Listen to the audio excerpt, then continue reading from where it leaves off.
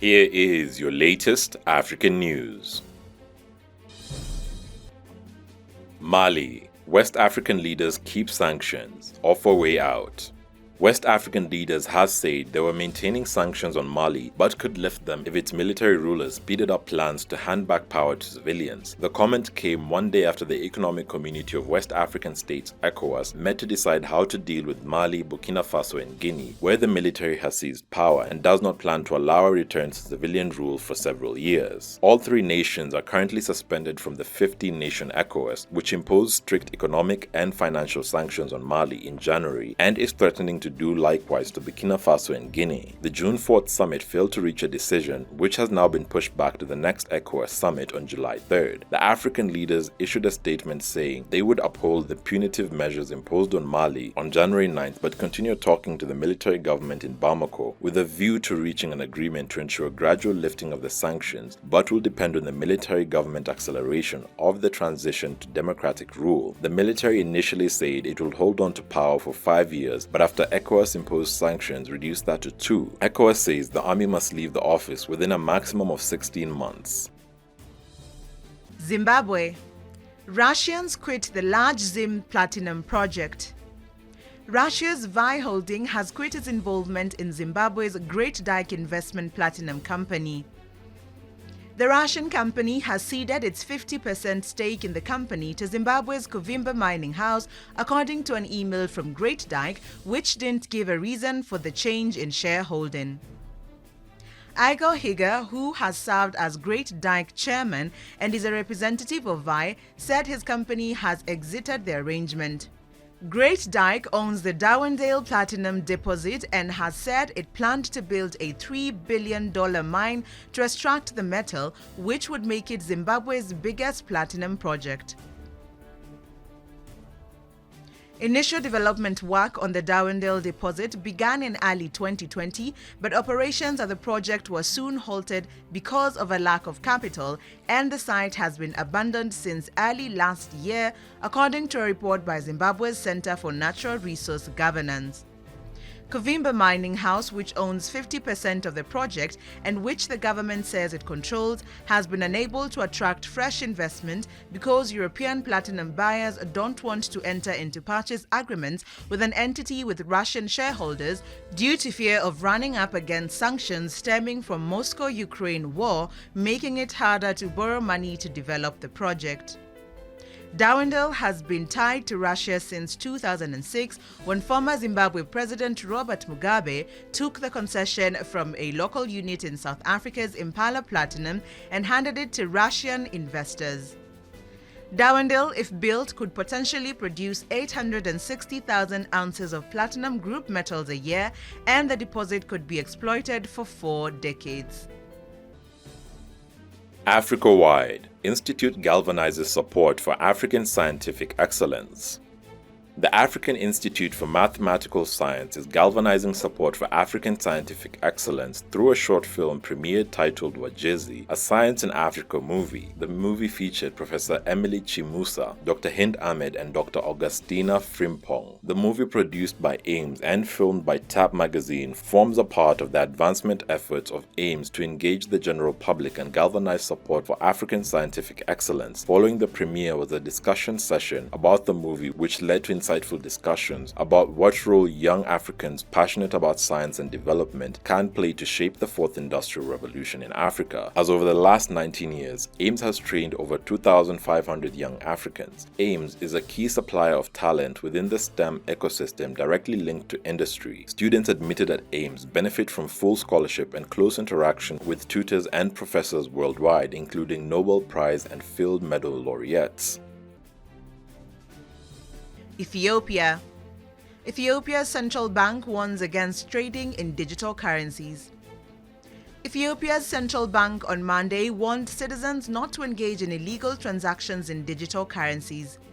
The National Bank of Ethiopia (NBE) said digital currencies like cryptocurrencies and bitcoins haven't been recognized by the NBE as a transactional and payment method, state-affiliated Fana Broadcasting Corporate (FBC) reported. Ethiopia's national currency is the Ethiopian birr, with any financial transaction in Ethiopia to be paid in birrs according to the law. The NAB said this in a statement. The central bank warned that digital currencies are being used to conduct informal financial transactions and money laundering schemes in Ethiopia. The NBE called on the public to refrain from trading in digital currencies and to report to authorities when they see such illegal transactions. Africa-wide. African Union chairman says Putin showed readiness to free up Ukrainian grain exports. African Union Chair and Senegalese President Macky Sall has said Russia's Vladimir Putin has stated he was ready to enable the export of Ukrainian grain to ease a global food crisis. Russia was also ready to ensure the export of its own wheat and fertilizer, Sall said after the talks in the Russian Black Sea resort of Sochi. Sall did not say if Putin had attached any conditions to his offer. Russia has previously said it is ready to allow vessels carrying food to leave Ukraine in return for the lifting of some Western sanctions against it, a proposal that Ukraine has described as blackmail. Africa imports grain supplies from Russia and Ukraine that have been badly disrupted by the war. Moscow says sanctions are also hitting its own grain and fertilizer exports, aggravating the shortages. African countries have been greatly affected by the growing crisis, which has sent prices of grains, cooking oil, fuel, and fertilizer soaring. Russia and Ukraine account for nearly a third of global wheat supplies, while Russia is also a key global fertilizer exporter and Ukraine is a major exporter of corn and sunflower oil. Nigeria. Catholic diocese in Nigeria calls for peace and tranquility after gunmen kill at least 50 churchgoers. The Catholic Diocese of Ondo in Nigeria has made a call for peace in the country after an identified gunman opened fire on a Catholic church on Pentecost Sunday, leaving many dead. In a statement, the church's Director of Social Communications, Reverend Father Augustine Eku, said that there was need to restore peace and tranquility in the country. The motive for the attack is unknown. Nigeria has two major religions, Christianity and Islam. There are occasional clashes between members of these two groups. Religiously affiliated terrorist groups such as Boko Haram and ISIS West Africa frequently attack population centers and places of worship, including churches and mosques. They also maintain an ability to stage forces in rural areas and launch attacks on civilian and military targets across the northeast. President Muhammadu Buhari of Nigeria and Vice President Oluyemi Oluleke Obasanjo regularly condemn attacks on places of worship and those attempting to exploit religious differences. Tanzania. Tanzania rescinds decision to lift ban on wildlife exports. Tanzania has reversed its decision to lift a controversial ban on wildlife exports a day after the move triggered an uproar in the East African nation. The ban, imposed in 2016, was in place to safeguard the country's protected animals and birds who were illegally being shipped abroad. But in a swift U-turn, Tourism Minister Pindi Chana reinstated the ban to allow for further consultations. However, conservation groups have cautioned that easing the ban should not undo gains made in protecting wildlife amid fears it would trigger poaching, which has declined in recent years. In 2010, at least 116 animals and 16 birds, some of them protected species, were illegally exported from Kilimanjaro Airport in the north of the country aboard a Qatari plane. South Africa. Ryanair Afrikaans test. South African fury over language quiz.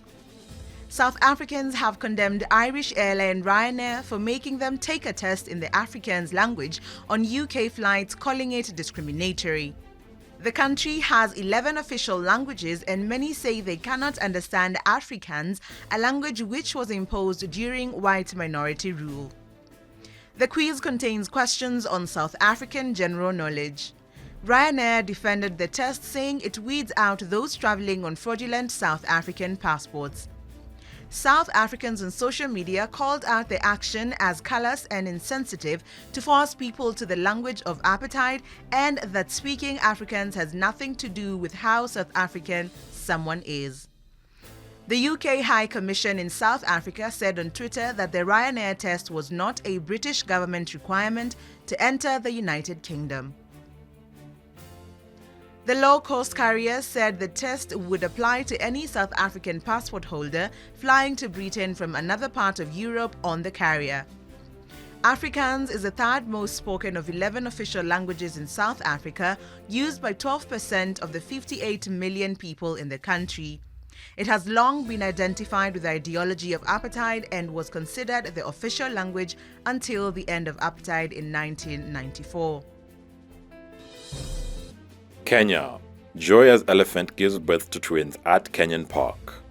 An elephant has given birth at the Aberdare National Park in Kenya, a rare occurrence that was recorded by Kenya Wildlife Service (KWS) officials. The KWS announced the exciting news without disclosing whether the mother and calves were in good health after the extremely rare births. Another jumbo had produced twins in 2006, bringing the number of known twin births in Kenya to 3. The set, born in 2006, did not live long, as they were reported to have died shortly after. Scientists say that female elephants lack adequate milk to nourish two calves simultaneously, making their survival difficult. Elephant pregnancies last 22 months and they give birth every 4 years, surrounded by a herd led by older females. Elephant twins account for less than 1% of births in the wild. Baby elephants weigh between 90 kgs and 120 kgs at birth, with male ones heavier. Mothers cluster around their young ones defensively after birth to protect them, according to the International Union for Conservation of Nature's Red List of Threatened Species. The population of African savanna elephants has plummeted by at least 60% over the past 50 years, resulting in their classification as endangered species. Tanzania. UK faces $8 million claim in Tanzania bribery scandal. The $8 million foreign loan scandal is back in the limelight, with one of the Tanzanians implicated in the matter now demanding that the UK pay the Tanzanian government an extra $8.4 million in compensation. Mr. Sioe Graham Solomon, who was incarcerated for 4 years awaiting trial, has gone to court challenging the rightful ownership of the $8.4 million that was declared profit by the UK Standard plc, now ICBC Standard Bank plc, that transacted the $600 million foreign loan deal with the government of Tanzania. Standard Bank pleaded guilty to fraudulently obtaining a $600 million deal to help Tanzanian government raise funds to finance key infrastructure projects for the 2011-2012 financial year, and was fined over failure to prevent bribery. The bank was fined $25.2 million and required to pay a further $7 million to the government of Tanzania that had engaged the UK bank for an infrastructural bond through its local subsidiary Stanbic Bank in Dar es Salaam. The deal in 2013 could lead to a high-profile bribery scandal in which government officials, bank officials, and a private company obtained $12 million kickback as facilitation fee for the deal. But now, Mr. Sioe has filed a constitution petition in the High Court of Tanzania challenging the decision of the UK government to pocket $8.4 million that Standard Bank declared as profit from the loan deal. Mr. Sioe has asked the court to declare that the $8.4 million is collectively owned by the people of the United Republic of Tanzania and should be paid to the government of Tanzania as the sole beneficiary. He argues that Tanzania was the injured part after Standard Bank allegedly admitted that the deal with Tanzanian government was obtained fraudulently and that it was unfair that the UK government, which was not party to the deal, received the profits through its consolidated fund. Nigeria. Nigeria Air gets transport license, a step closer to takeoff.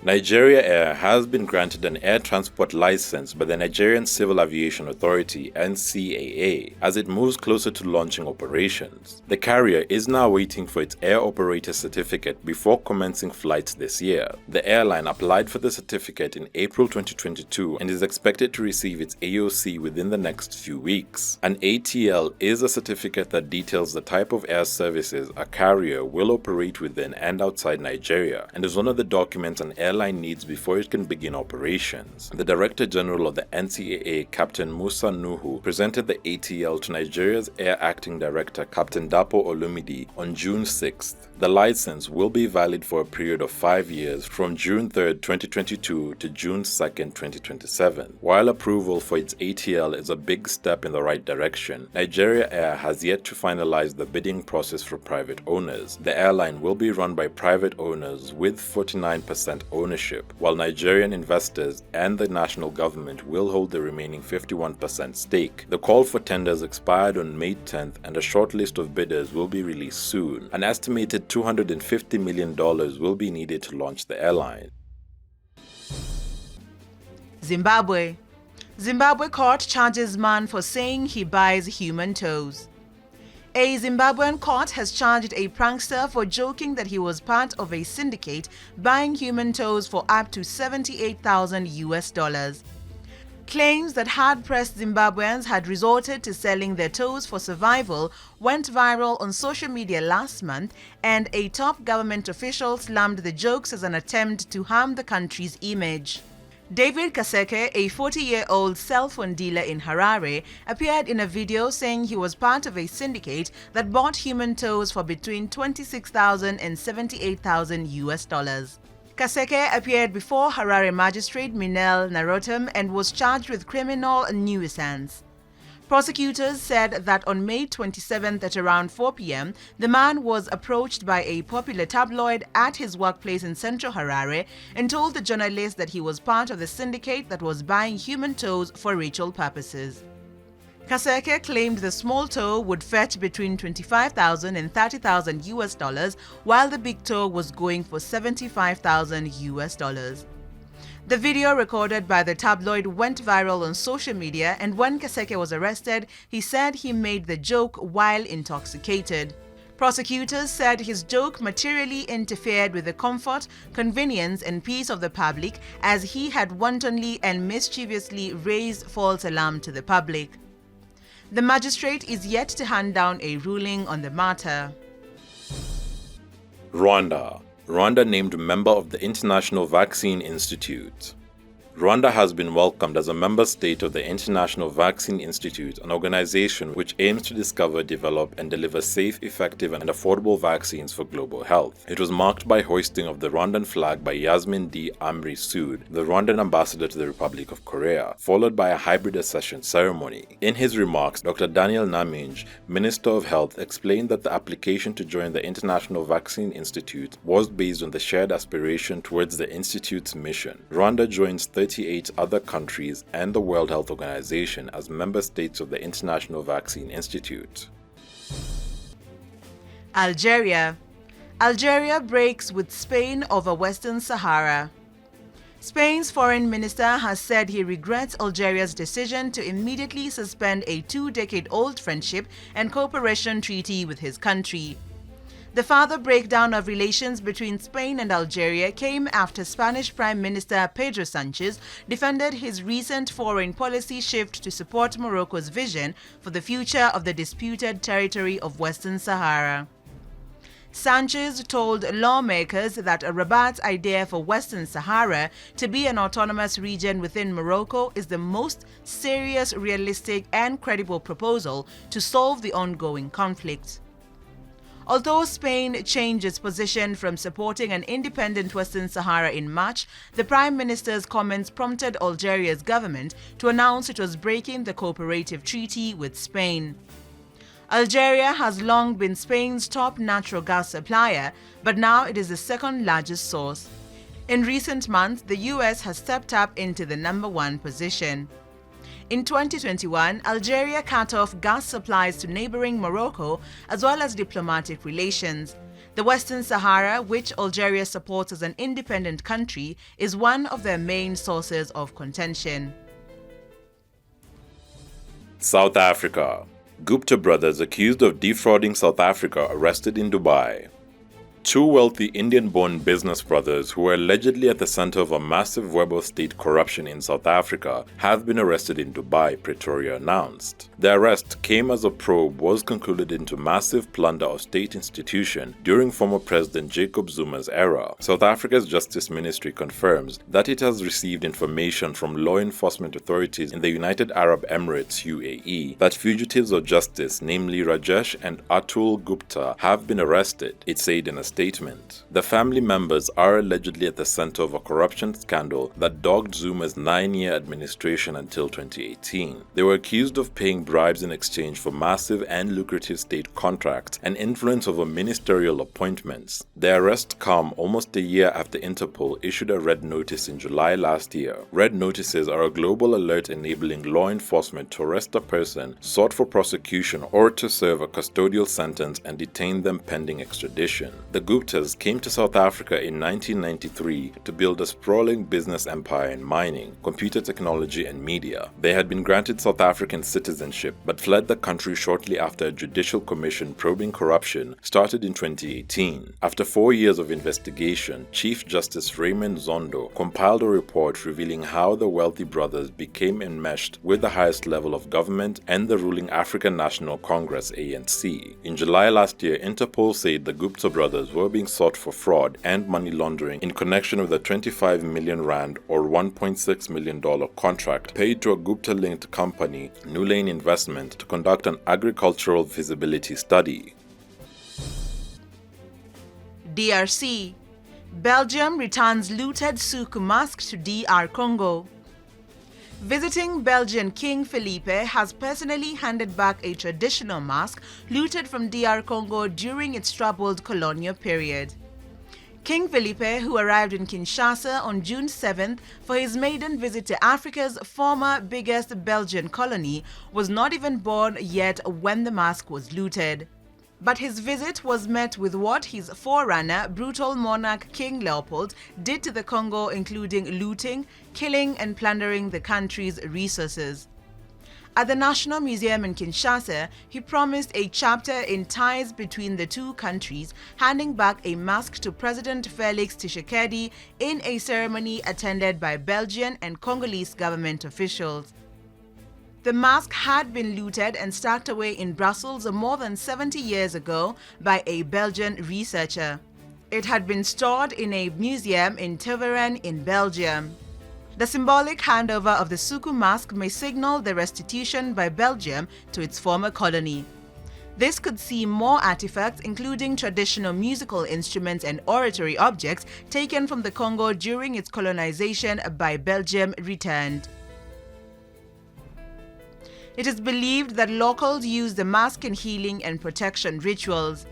Belgium, which also colonized neighboring Rwanda and Burundi, has been accused of plundering DRC during its exploitative years of colonialism. Recently, Belgium promised to return the tooth of former Prime Minister Patrice Lumumba, assassinated shortly after the country gained independence. Uganda announces discovery of huge gold deposits.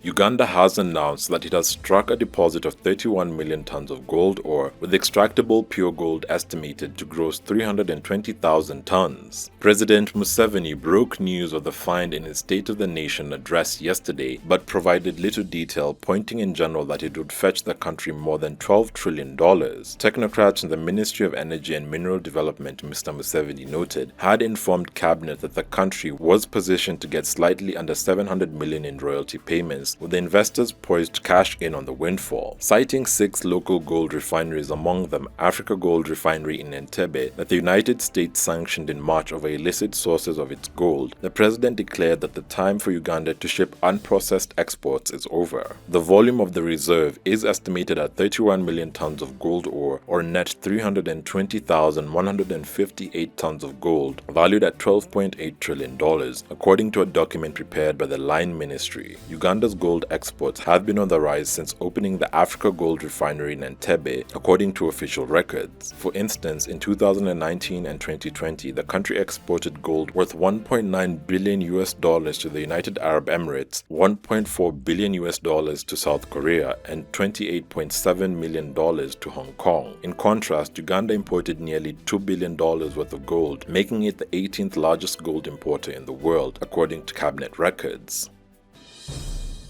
Democratic Republic of Congo. Belgian king expresses regrets to Congolese people for colonial atrocities but stops at apologizing.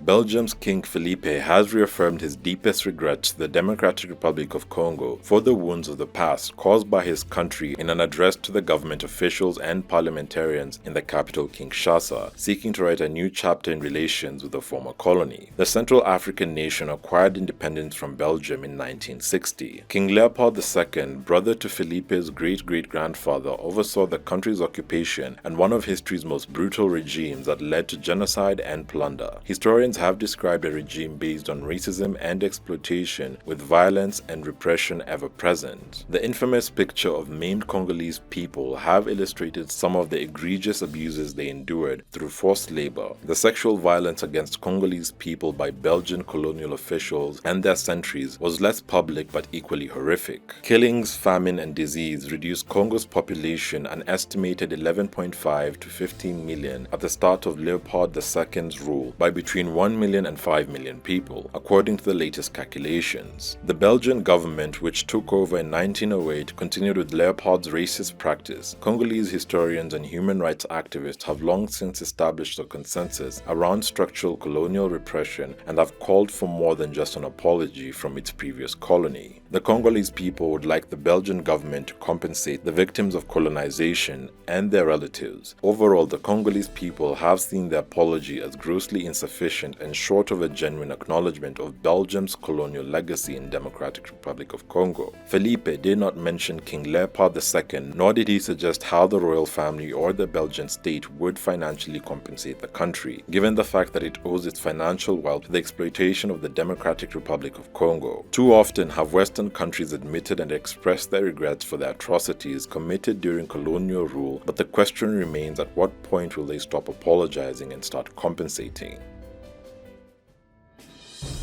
Egypt. Bazaar Bulldog-Faced dinosaur discovered in Egypt. A research team led by the Mansoura University Vertebrate Paleontology Center (MUVP) in Egypt has recently described a new bizarre-looking species of meat-eating dinosaur with a squashy face similar to a bulldog's and tiny stumpy arms.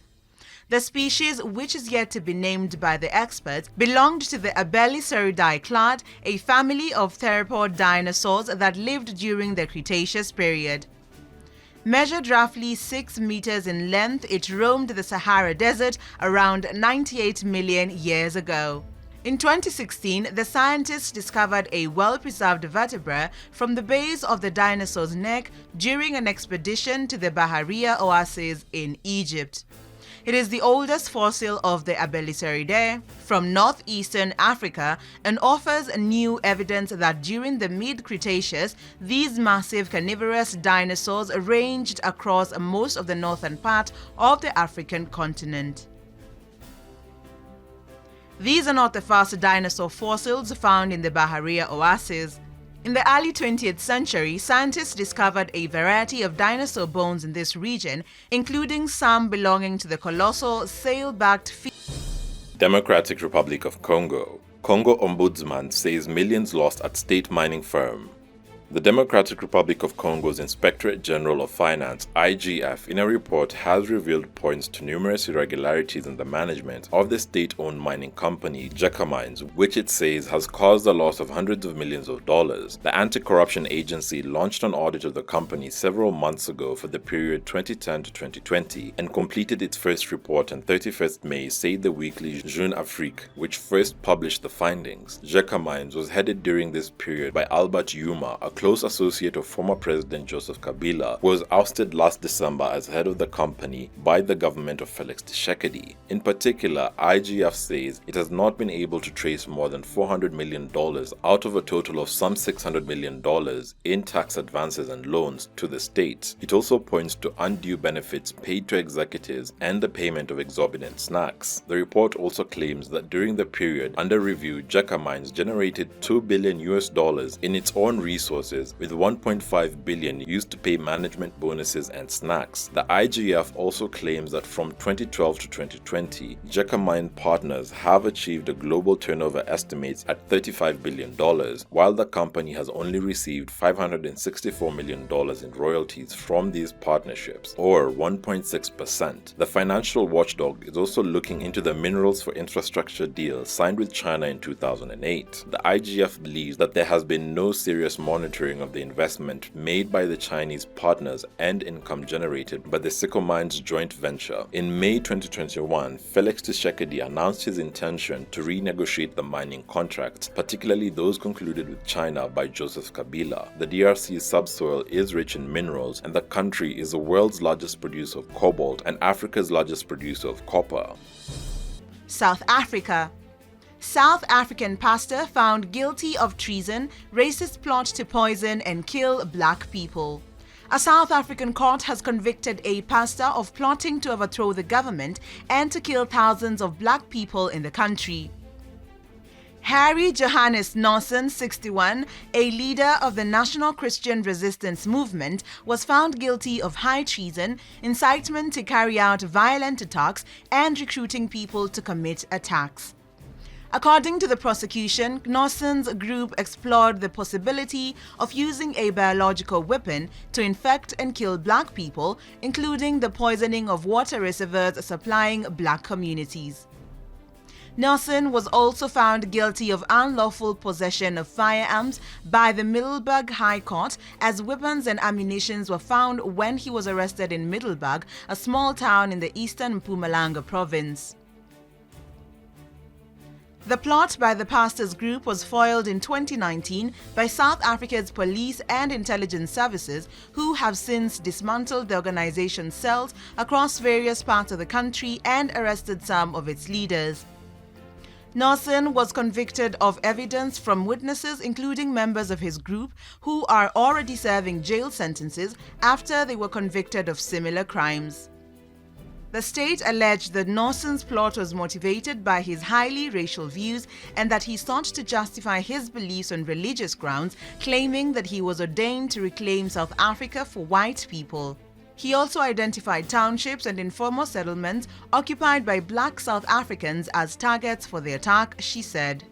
Nelson allegedly used social media platform Facebook to incite violence against black people and to recruit former members of South Africa's military to join his movement and to carry out the planned attacks. These were foiled when he was arrested in November 2019 and the cells in various parts of the country were dismantled.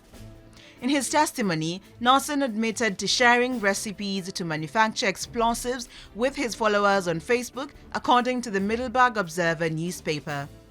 This is not the first racist, treasonous plot to be uncovered in South Africa.